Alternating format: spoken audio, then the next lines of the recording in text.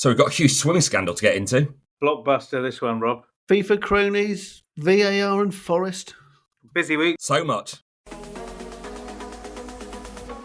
Hello, welcome again to Sport Unlocked with all the week's sports news. Joining me, Rob Harris from Sky News as ever, Martyn Ziegler from The Times and Tariq Panja from The New York Times. And we always ask for feedback. Sometimes it takes being face-to-face with someone to get it. And Martyn myself, always someone pretty high-powered in the world of football, who said we don't disagree enough. We need to argue more. We do tend to share sort of similar views, I guess, but I think there's areas where we disagree and we disagree to disagree.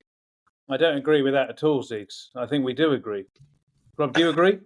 Maybe we need a committee to decide. Or 27 committees, maybe. This, of course, that FIFA story. Announcements of many new committees from Gianni Infantino. Martyn, you called them cronies in your column. Isn't it just good governance, having lots of committees to deal with all the different parts of FIFA? I didn't call them cronies, the people on them. I said it's the crony culture, which I think is an important distinction. I mean, there's lots of very good people who work very hard on various committees, but it's this idea of expanding I think it's like quadrupling the number of committees with hundreds more new positions. And what that does is it creates this sort of culture. Yeah, but the reason also that it was eye-catching was the fact that Gianni Infantino sat on the FIFA Reform Committee, another committee, funny enough, before he became the FIFA president. After the scandal, and one of the major recommendations was to cut down the number of committees because these were seen as pretty much irrelevant, really, to the business of running football, but more as a sop, as a gift to members of FIFA and their acolytes, placing them in these places where they can get, what can they get? They can get per diems, travel to Zurich. And as someone told me, who I spoke to last week, who was on one of these committees, access to football tickets. So they were hoping that they'd be invited back on so they can go to World Cup games, for example. Is this the best way to run an organisation like that? Well, after Gianni Infantino was elected, within months of that in 2016, I did do the story about how he disbanded the anti-racism committee. And there was a bit of an outcry about that. That's still ongoing. It's still referenced how he disbanded it, saying the work was complete. So he's brought back the anti-racism committee. That surely can only be a good thing. Well, we can only be a good thing when we see what work this committee does. And look, we keep saying this word committee, so apologies to the listeners, but that's probably FIFA's fault more than ours. What do we have? Committees, task force, what other words do we hit? Commissions? But my question is this the best way for an organisation to operate in the modern world? You say they've got all of these jobs. How do you stack them? Who do you put on them? How do you pick them? Is there a merit-based placing of people in these things? Are they all talented? What's the criteria? Do we know? That's the concern, isn't it? The fact you're basically building up a sort of wide array of support from across the world and you're placing people are beholden to you. They're then grateful to get tickets to matches. And what work are they doing? Now, on some of the medical committees, they're going through quite complex data on sort of health conditions and formulating those strategies, maybe dealing with other sort of parts of the detail around the game. Ultimately, the big decisions are taken right at the top, aren't they? Not even in some cases fully by the FIFA Council, often by the FIFA Bureau, which is just made up of the vice presidents of FIFA and Gianni Infantino, and some just Gianni Infantino himself. Or at least so it appears, I would say. Yeah. Just to go back to how the people get appointed to the committees, I think the issue that some critics had at the time of the reform process is that this encouraged people to vote for whoever the incumbent was because they maintain their position. Because it's not just tickets for matches, Rob. It's like $500 per diems. It's like very comfortable business class travel and hotels and to meetings. So I think it's I think it is a way of sort of maintaining your power base for sure. Graham Dunbar from AP, he spotted this in sort of draft legal changes. Also spotted this sort of thing, which is probably the least surprising thing ever, in that they're going to change they want to change the statute so that Saudi Arabia can be voted as the 2034 World Cup host as the same Congress as 2030, which is actually banned by the statutes, but that's going to change. The other big change there, and again, might not be surprising given the way we've seen the organisation run in recent years, is that Secretary General role that was held by Fatma Samura, and now Matthias Grafström is the interim Secretary General until this Congress in May. That's been watered down. So in the reforms and currently, the Secretary General answers to the FIFA Council, essentially its board. But now it will answer to one person, the FIFA president. So again, it solidifies this role as Uber president that Gianni Infantino has been kind of acting. I think we might have to call him supreme leader of FIFA soon, the way things are going. I suppose in a way, by having him reporting into the council, it'd allow him to sort of, or her, the general secretary, to raise concerns that they might see around FIFA. We saw this, 22 years ago, didn't we, when a GS at the time stood up at the FIFA Congress, before our time, not Martyn's. Yes, Martyn's and Ruffinen, wasn't it? Michel's and Ruffinen. Yeah.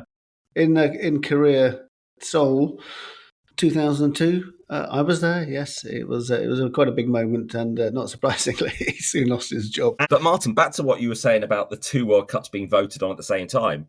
Doesn't that save money? They're not holding two separate congresses. They're not going to have to fly all 211 nations around the world, all the people who are on those committees, to go to a FIFA Congress in a part of the world just to vote on a 2030 World Cup that only has one bidder.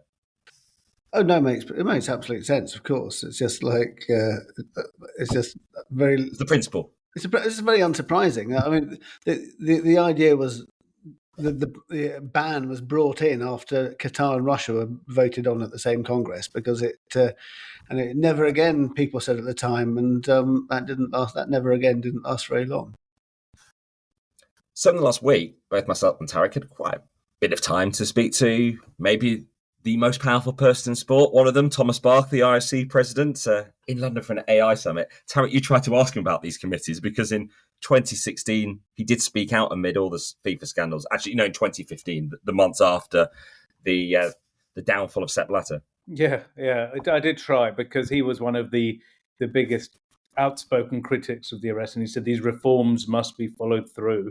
I tried to ask him what he thought, given that FIFA has pretty much gone back to that previous model, a bit like the villain in Terminator 2 when he regenerates himself, gets stronger in the way he was before.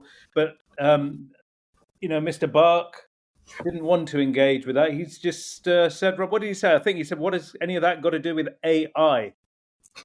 I did interview him. I tried to switch things onto the topic of AI, so cybersecurity at the Olympics, and try to get him on prize money for medals. Of course, that's the athletics plan, because he was talking about how AI can level the playing field with equal access to tech to help work out training plans and all those sorts of things. So I did raise the point that some would see medals, earning cash, as being creating disparities, not having a level playing field, but he didn't want to engage in that. But he was conversational around the event. It was actually pretty relaxed, wasn't it? It was. It was actually, I found it quite a big spend for them for what it was. It just shows you, felt like how rich the IOC is. It was a huge event in terms of talking about, artificial intelligence and how it might be used in sports and with the Olympics. Rob, you work in TV. I mean, some of those cameras were pretty heavy duty, and that stage was something else, wasn't it? I did notice the very large broadcast setup. You might see those big cameras you see at football stadiums. They were being used for this event within the London Velodrome, just in the centre. Also a big camera that moves up and down. It's called a jib camera. This was just for a conference. So, yeah, there's quite a bit of infrastructure put in behind it, and a few high-powered people from sponsors and various Olympic partners. Well, you mentioned sponsors. I was going to say I would be very surprised if the IOC picked up the bill for that, because there was a very large Chinese sponsor behind that AI thing, Alibaba. I imagine they were the people who were going to be picking up the bill. There was a few. There was Intel. Intel were there as well, one of their partners. But Rob, for me, the highlight was a chance encounter with Lindsey Vonn, the great American skier, who, like me, has suffered a fair share of knee problems. I So, thought you were going to say, like me, has won a fair few medals, but that's not the case. so it was nice to get some expert advice on what to do with an arthritic knee from Lindsey Vonn. So, if she's listening, thank you for that. I'll be taking that advice on board. Getting tips from the very best. Now, Tariq, one thing you didn't try to ask Thomas Bach about, and now getting on to this week's big subject. Why did you not ask him about Chinese swimmers and doping at the time on Friday? This story you broke, is it because you were still working on it? What's the background to the story that's broken around the world? And just fill us in on the key detail. Yeah, it's quite a significant story.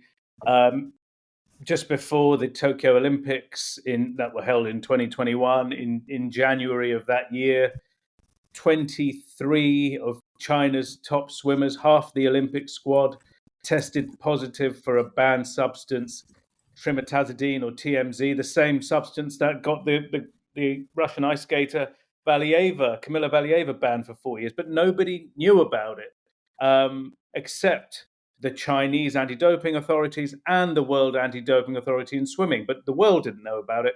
And that essentially is a story. They were allowed to carry on without any fault. And they won a series of medals, I think, including 3 gold medals in Tokyo. And that's the long and short of it.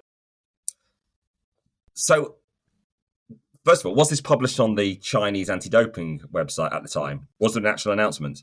This was not announced anywhere in the world. It was not announced in the Chinese anti-doping agency's website or in Chinese media.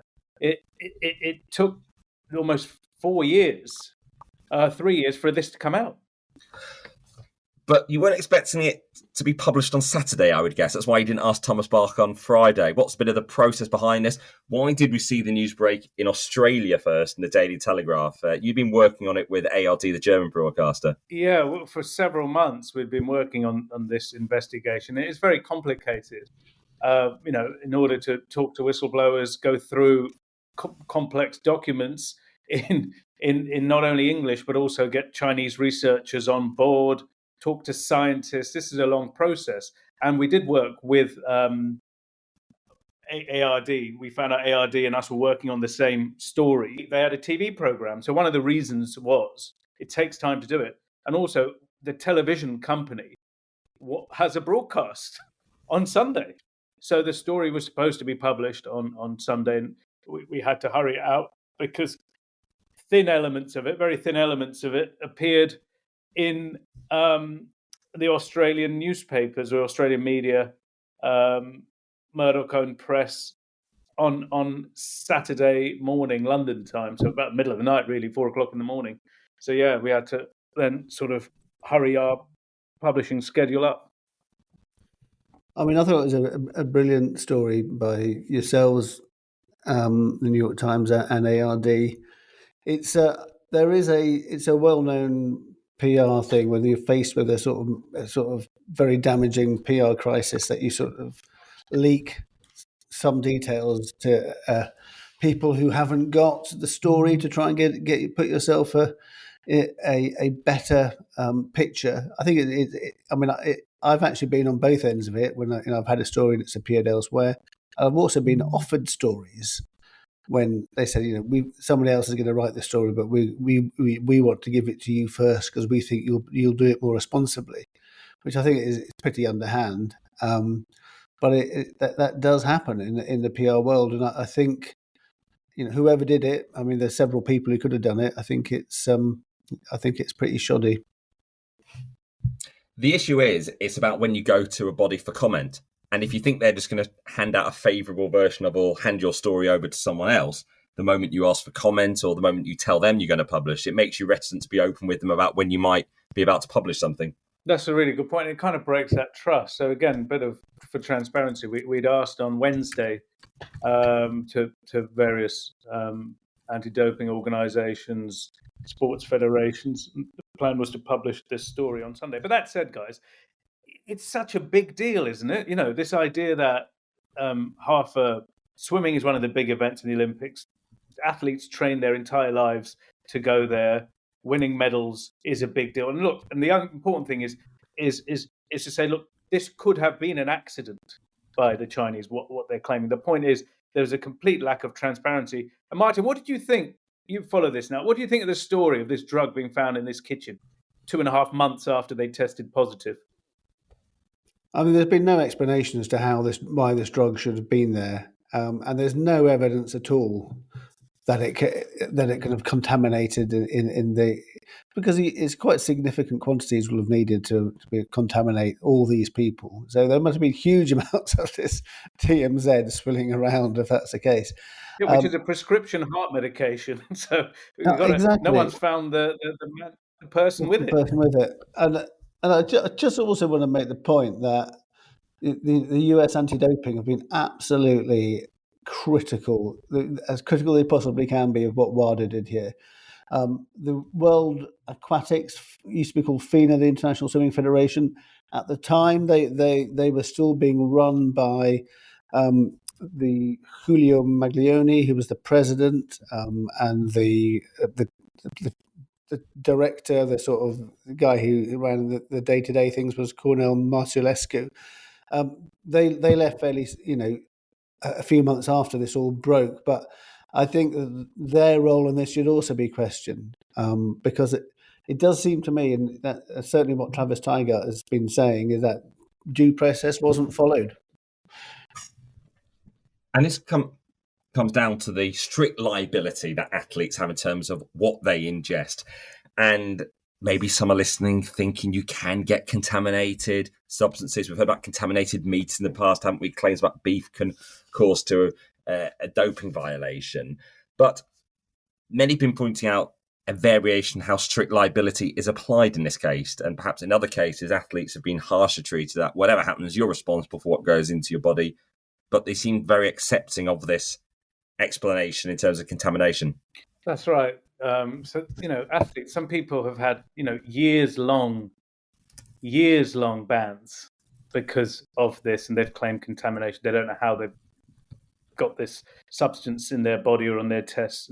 And even you've seen reports where even CAS arbitrators have felt sympathy for them, saying, yeah, we probably agree you don't know, but by the letter of the law, unfortunately, the way the rules are written, we have no option but to ban you. So these Chinese swimmers, and we're not saying they could have faced years-long bans. It's the issue of not even being provisionally suspended while an investigation took place.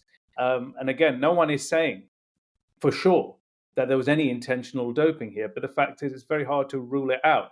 And the IOC said, well, we couldn't disprove a theory that was presented to us. I bet all these other athletes would also wish that kind of conclusion was drawn when they made similar claims.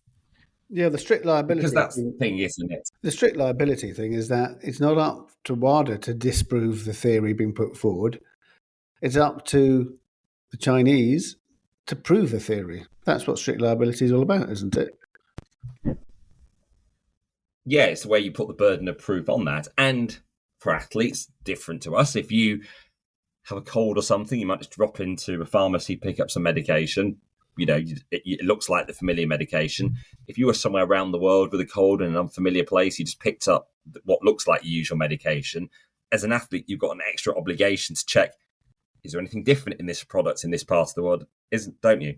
Yeah, but guys, big picture-wise, though, this really kind of undermines this idea there's a level playing field, everyone is treated the same, and so soon, so close to the Olympics. Do you think that pool deck in Paris in a few months will be very interesting?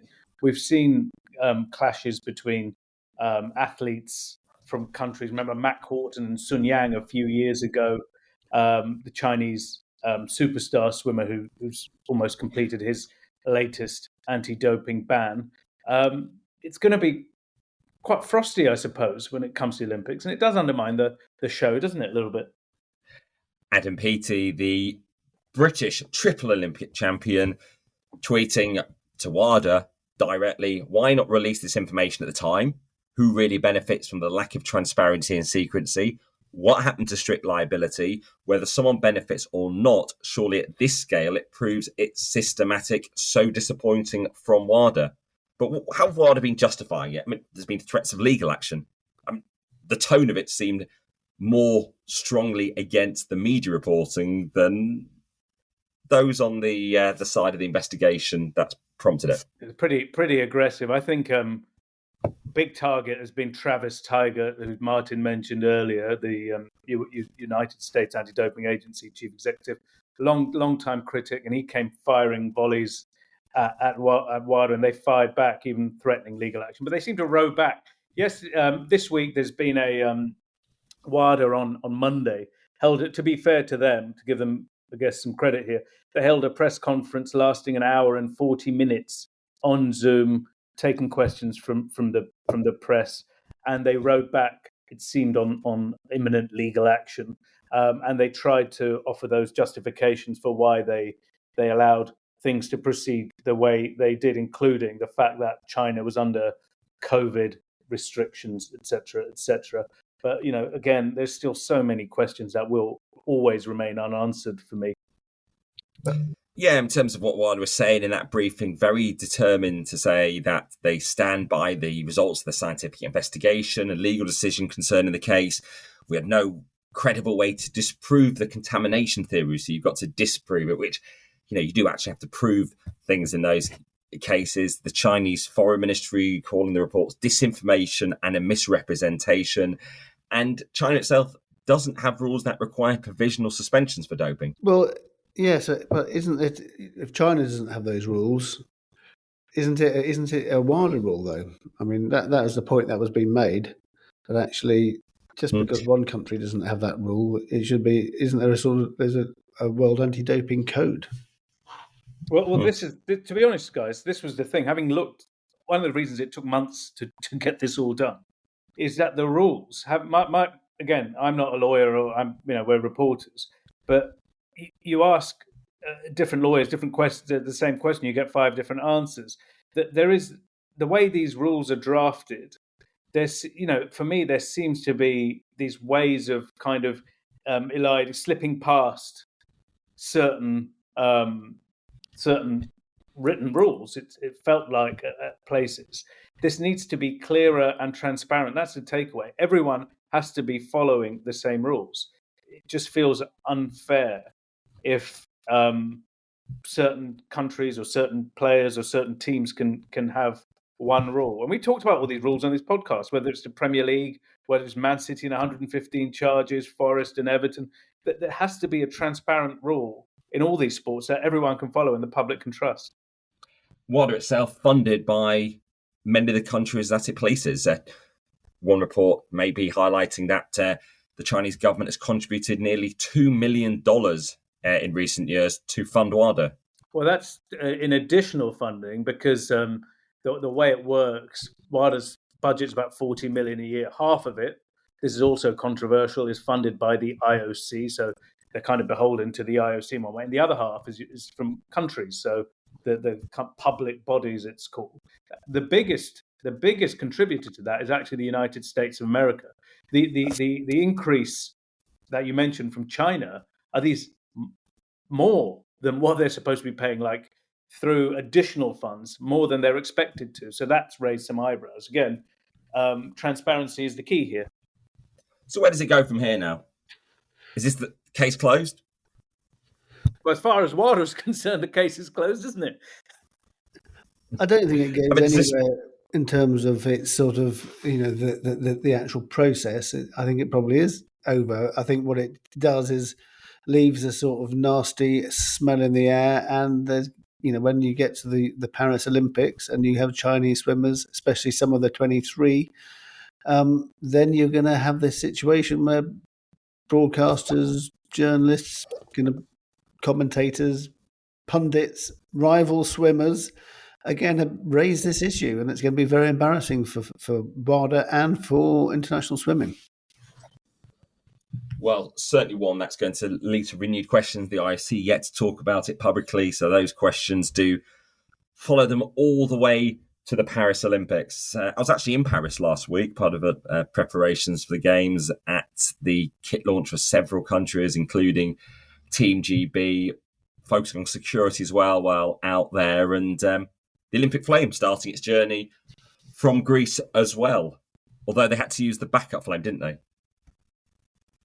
Well, did someone forget their lighter, Rob? What was what happened? There was some issue with the weather, and they had to use the one lit the previous day. Apparently, it doesn't happen that often. Yeah. But in the Olympic news, Emmanuel Macron keeps on making big announcements that create more coverage about the security concerns around the opening ceremony, very openly saying, oh yeah, we've got alternative plans, these are they, we could move it into the stadium rather than having it down the River Seine.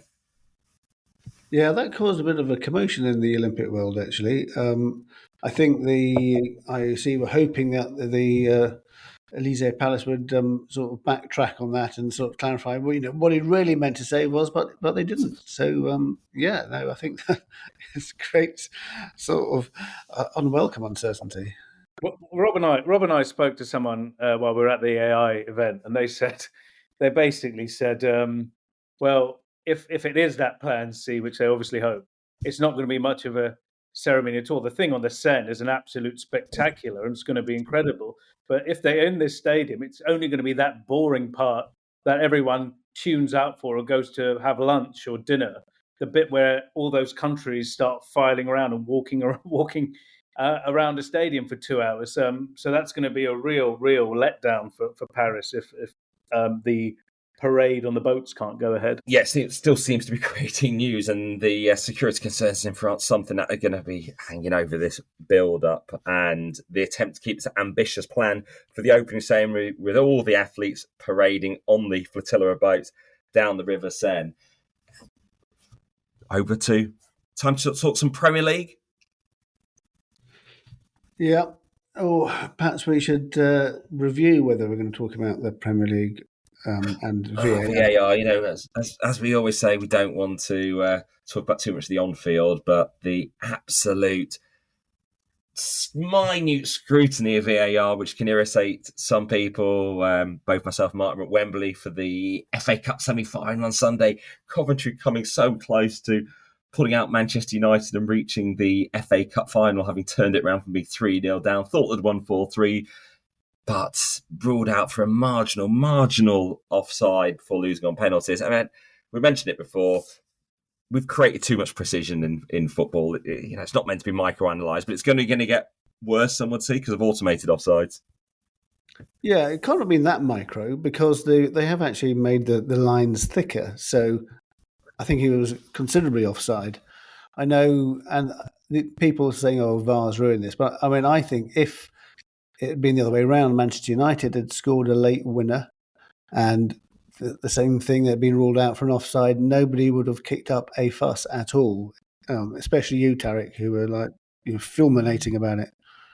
Martyn, you're taking the romance out of the game. Oh, it was I'm not taking the romance out of the game. You're just a hypocrite. I am. Who is it? It's football fans. It was excruciating. It was. Oh, come on. It was just. Wanted something heartwarmingly uplifting, unless you're a Manchester United fan or the ownership. It would have been. Look, they were 3-0 down. It's Coventry. It's Man United. They've come back, and it's, what was it, the 119th minute, the last minute of extra time. Coventry City, managed by Mark Robins, former Manchester United player, about to knock them out. It would have been one of the greatest results in English football history. I would go so far as saying, given everything that happened and the stakes. And then you get, hang on, we've got a VAR check. Can we just slow everything down? In my own head for a moment, I hadn't even thought about VAR. I just thought everyone was celebrating. I was watching without TV replays in front of me or anything, so they're purely as a neutral. Must be very clear. But you forget, you thought you've got this moment, and then it's sort of taken away. And such is the joy of the FA Cup when it involves a lower league team. If that had counted, it would be something still being talked about in 100 years' time and more. Story. It's just an incredible story. No, it is an incredible story, and of course, I take the point. But I think it is also true to reflect that if it had been the other way around, people wouldn't have thought it was an issue. But what commentary didn't do is fire out a tweet finding some conspiracy.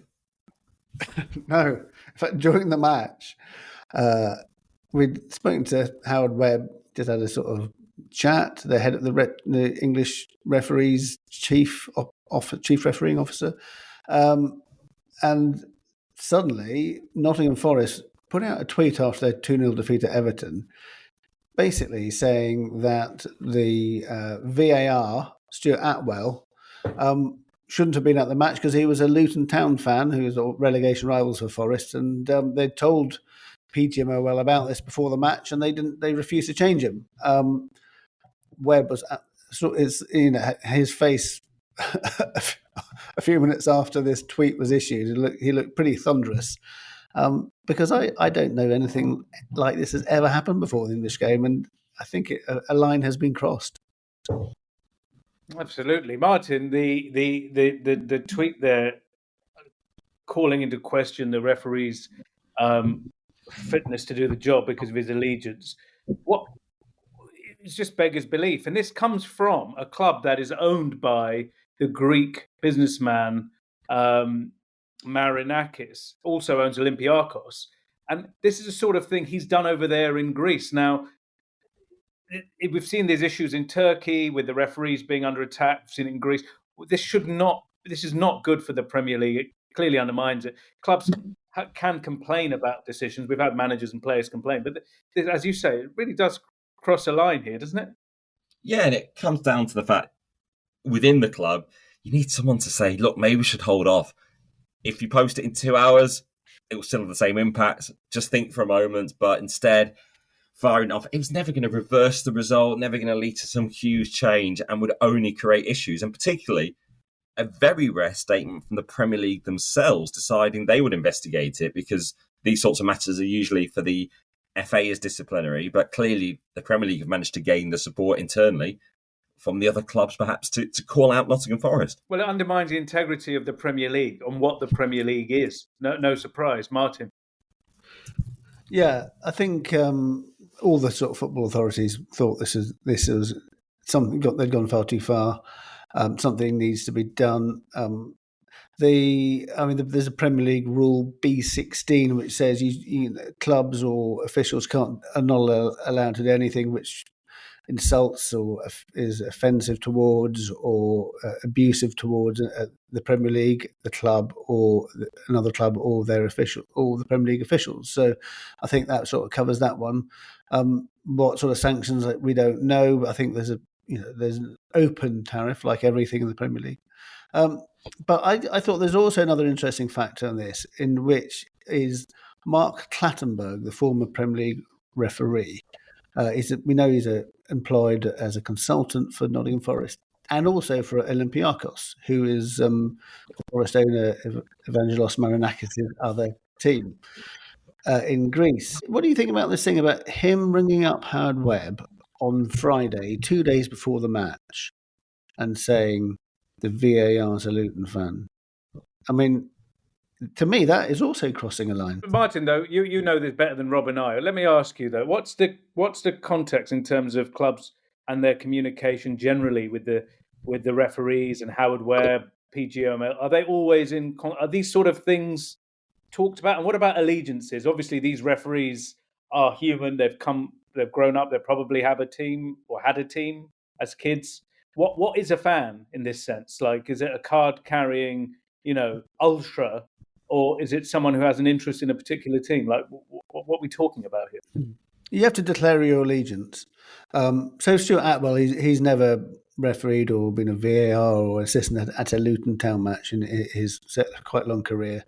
Michael Oliver, for example, is similarly. He's from Newcastle. He's never done a Newcastle match.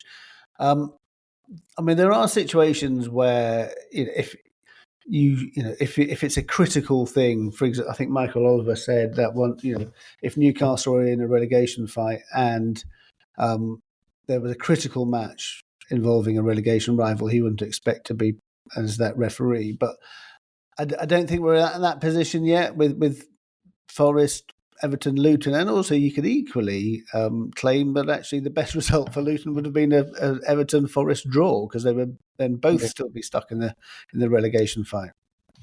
Yeah, well, also Clattenburg has got another role. He's got a column in the Daily Mail, which I found really interesting. So he the first comment, public comments, you see this column all about what happened to his employer's team, Nottingham Forest, and the first take. One thing it didn't mention, it talked about all of the mistakes, the three errors as he saw them that denied Nottingham Forest penalties, I think. It didn't say in any of those hundreds of words that he was in the employ of Nottingham Forest in the first take. And then I pointed that out a few hours later, mysteriously, in one of the subheads at the top. It added it that he worked for Nottingham Forest. Surely that has to be there, where if you're going to be writing about Forest.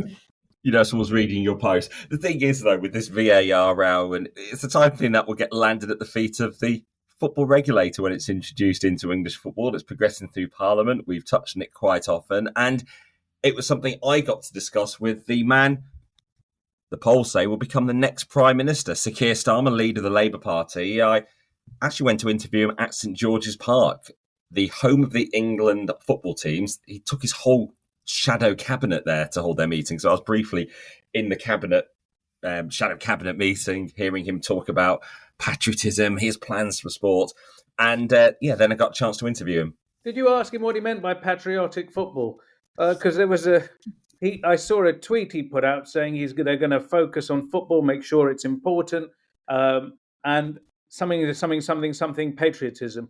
What did he need to mention patriotism for, Rob? Well, I did use that as the crux of various questions instead, such as, does he think this body's being unpatriotic with how it's dealing with this issue in the game or in this sport, rather than obviously, we want to talk about an announcement, but we don't want them just to give their talking points, their sound bites necessarily, particularly, when we're in election period, trying to challenge them on their positions, not to give them just a free rein, if particularly they've not got specifics necessarily to. And I was trying to challenge him on some of his own positions and some of the issues like the football regulator bill not having any scrutiny of foreign state ownership. He said when Newcastle had the takeover in 2021 that would be a matter for the football regulator in future. But as we know, the football regulator won't be looking at particular matters of state ownership. No, I think it's very difficult to put politicians on the spot, because I interviewed Lucy Fraser, the culture secretary, last week, and it really just makes you realise these politicians that they just give an answer, whatever the question is, they just give the answer that they've been prepared. So I said to her, because I got this. We got this letter that Stuart Andrew, the sports minister, sent to the IOC saying that basically the UK is watering down its position on Russian athletes appearing as neutrals. I put this to her. She said, no, the IOC have moved to our position. And I said, well, actually, that's not the case. IOC hasn't moved its position in more than a year. And you got this letter saying you're moving yours. And she's just repeated the same thing. So it's very difficult. Zeke, she must have been listening to the pod, because for weeks, maybe months, you've been complaining about your lack of access to Lucy Fraser. You've finally got your interview, and it seems to have been a bit of a disappointment from what you've just said. It happened within about a week of you making the very firm point, why was I getting interviews and you weren't? Oh, exactly. Yeah. So someone who's listening, clearly. At least she made herself available. She answered lots of questions on the regulator. The government's stance in this whole Russian neutrality thing has just been very, very strange indeed. I think they're just terrified of being seen as being weak on Russia, which, they definitely have weakened their position there. On politicians, given those sort of structured, planned answers, that is their game that they're in. It is the business. They do need to perhaps adopt a certain degree of caution. They're talking about matters of state. Yeah, it's very, very boring that they can't speak like human beings. I'll tell you what, the politician that can chat normally and straightforwardly like a human might find out that he or she might suddenly become a little bit more popular, as long as what do we have now? A minister of common sense, Ziggs, with a degree of common sense. perhaps. There was a politician who did that, Tariq. His name was Boris Johnson, but unfortunately, he came with a lot of other baggage. That's why he became. That's why his. Some would also say that was almost a construct as well. Yeah, I mean, I just find it really bizarre how hard it is to be straightforward and human. Maybe being honest and human aren't possible. You can only be one or the other. But again, we've not had the fortune, or is it misfortune, to be in politics? So who knows? The thing with Sir Keir Starmer that I reflected on was he was effectively playing like a team that's trying to protect a lead in a match. You're sort of knocking the ball around the corner, not wanting to put anything wrong at all, which you can understand when you're sort of on the path to power, when you've got a government that is inflicting so many wounds on itself at the moment. As you say, Rob, it's as sports, it's theirs to lose. So yeah, why try and hit a six? Something that Keir Starmer did say was that we have to protect the Premier League. He was echoing the Premier League's narrative on the football regulator, not doing anything that would damage the product. Yeah, but without any detail. I mean, who's going to say we want to damage the Premier League? The Richard Masters column in the Times and now appearing before Parliament to fight their corner to not be regulated seems to have had some degree of impact. But let's just see what this looks like. Yeah, Lucy Fraser, she was adamant that the regulator's not going to, I think she said, damage the golden goose that the Premier League is. They've got nothing to fear. But there are interesting things what could happen with this bill. And I think depending on what amendments get put forward, because as it stands, I think it's fairly, it's not going to have a huge impact at all on the Premier League. But we've already, for example, Andy Burnham, the Mayor of Manchester, has put his name to a suggestion that there should be an amendment to the bill to stop the FA banning replays in the FA Cup match, for example. If we get a sort of host of amendments changing the bill, making it much tougher, I can actually see why the Premier League's worried about this. What standing does Burnham have here? Is he representing? He's not an MP, so he's tabling it as what? As an Everton football fan, as Andy from up the road, Andy Burnham, Mayor of Manchester. Like, what standing does he have to table these amendments, Ziggs? I wonder if they'll introduce a bill that introduces replays in cricket and rugby tournaments domestically. Yeah, well, he hasn't got any. Obviously, Andy Burnham hasn't got any. He can't actually submit an amendment to the bill. It's just a sort of publicity thing. But I mean, I'm sure he still has friends in the Labour Party who could do that. I'm sure. As an Everton fan, he may have a bit of news.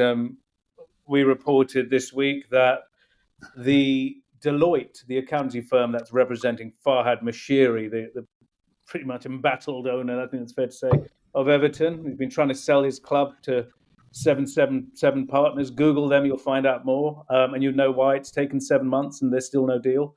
They've been out trying to potentially find backup investors, and they've talked to the Qataris amongst others. That seems to be a deal that might collapse. Unfortunately for Burnham and Everton fans, no kind of light at the end of the tunnel yet. Yeah, and all those loans that 777 have given to Everton. Well, one competition we know Everton won't be in, the Club World Cup, and results over the last week in the Champions League have shaken up the entry as well for that new FIFA expanded Club World Cup in the United States in 2025.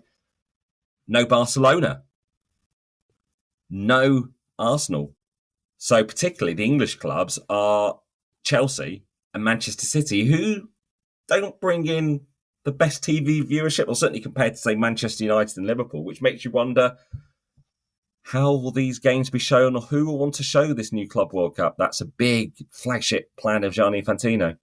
Yeah, and they've been very, very late to market with details. We don't even know what cities these games are going to be played in. The European Club Association, sending 12 clubs from Europe, they're complaining about this name that Gianni Infantino unilaterally picked. I think it's called Mundial de Clubes, something like that.